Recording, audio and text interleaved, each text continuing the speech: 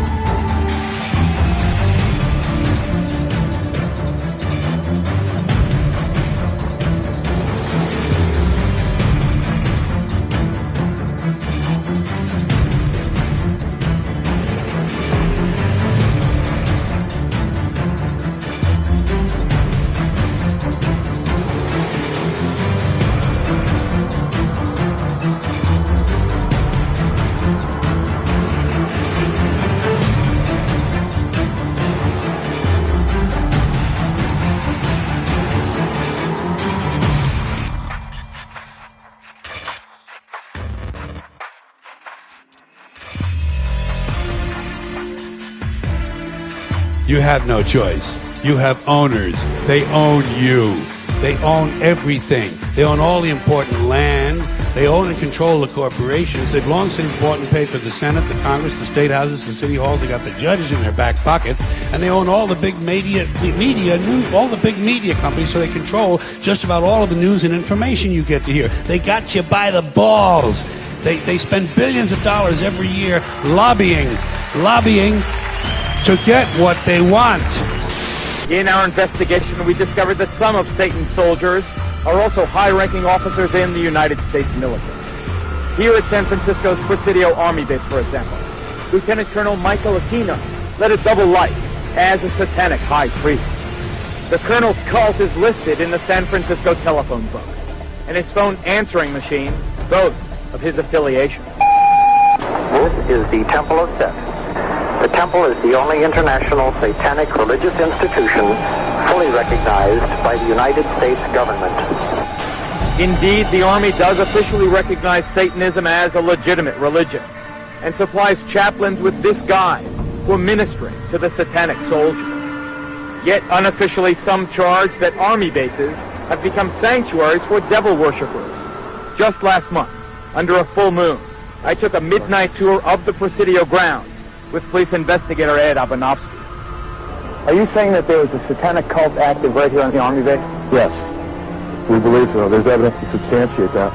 They had satanic rituals going on. There's an altar in there, and all of the graffiti on the wall would indicate that. Let's see if I can see. How'd you find this place? This is a fortification during World War II. During World War II, where they had gun batteries.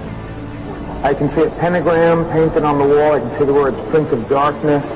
On this wall, I see several inverted crosses and other obvious satanic ritualistic paintings or symbols. Joseph, we've agreed to conceal your identity, but you are an officer in the United States Army. That's correct. And you were an officer in the United States Army during the time you were a member of this satanic organization. Yes. Did the authorities at the Presidio know that a satanic organization was active on their base during the time that you were a member? They were very much aware of it, yes.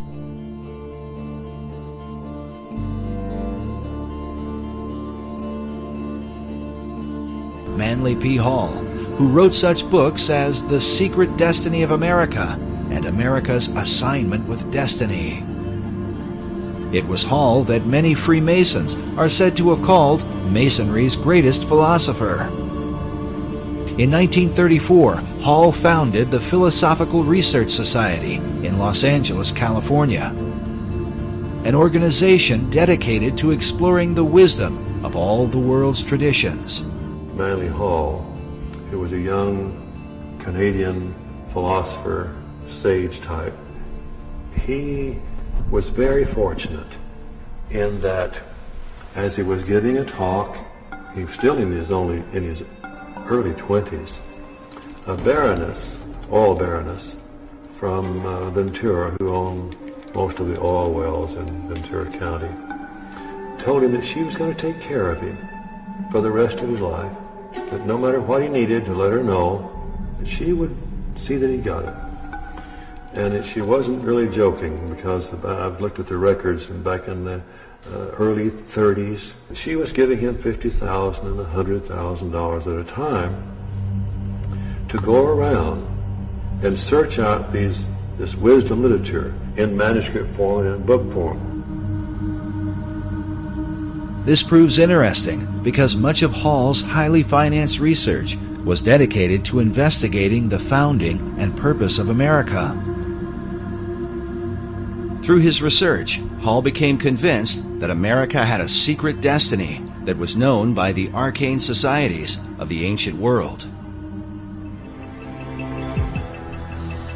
And if America were really, truly a Christian nation, what would all of these mythological characters be in our city? Certainly the Christian influence was very strong.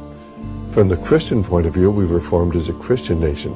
But from the occultist point of view, and those associated with astrology and the ancient mystery religions, America was, of course, and Washington, D.C. was to represent their position. So you've had the two forces, in America ever since its formation. While it seems that most of America's leaders have upheld Christian ideals, their reason for doing so is often questioned. If they were Christians, why would they erect monuments to pagan gods and goddesses? And if they were pagans, why confess to Christian ideals? A chief factor that contributes to confusion about the beliefs of America's founders is the presence of Rosicrucianism. The Rosicrucians are a mystical, arcane society that played a major role in the development of Freemasonry. The rose and cross, which symbolize the society, are also the source of its confusion. The rose is the symbol of secrecy and represents the pagan mystery religions, while the cross symbolizes Christianity. Rosicrucianism is when the two are combined. Manly Hall suggests the reason may have been one of self-preservation. He argues that because of the persecutions of organized religion in the Old World, the secret societies employed even greater methods of secrecy to protect their occult philosophies, making themselves sound as though their beliefs had to do with Christianity, which was the dominant belief in Europe, and eventually America.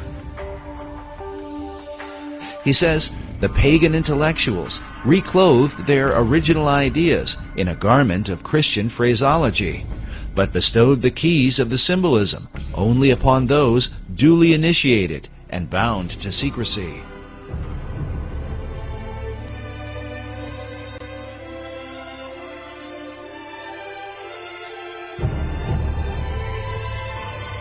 Why is he known as the false Messiah? His mission is to impersonate the true Messiah.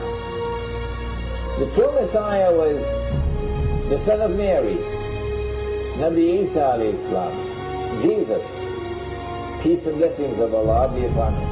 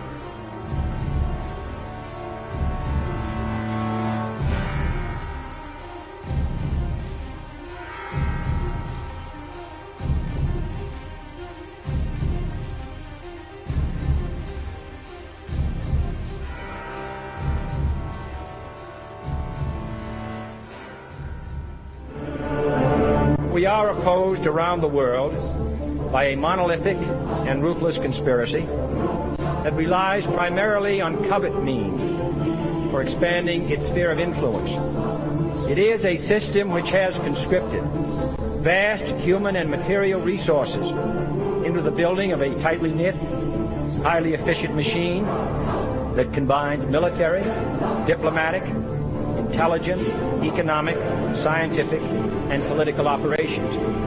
Its preparations are concealed, not published.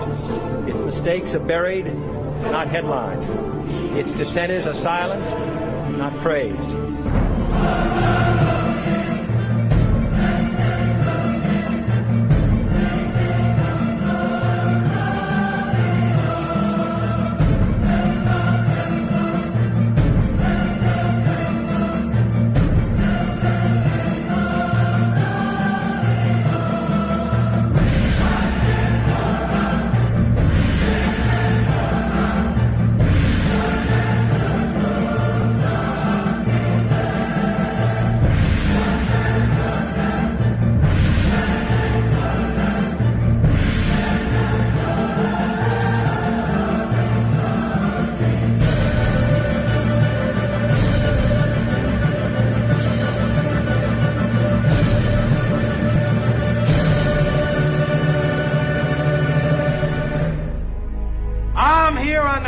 With my nose in it since the whole thing began. I've nurtured every sensation man has been inspired to have. I cared about what he wanted, and I never judged him. Why? Because I never rejected him. In spite of all his imperfections, I'm a fan of man. I'm a humanist. Maybe the last humanist. Who in their right mind, Kevin, could possibly deny the 20th century was entirely mine?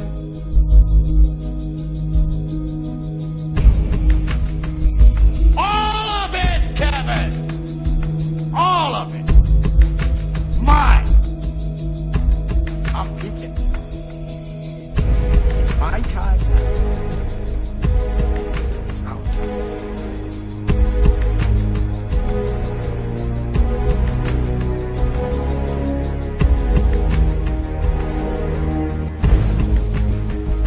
أرسله بالهدى ودين الحق ليظهره على الدين كله ولو كره المشركون.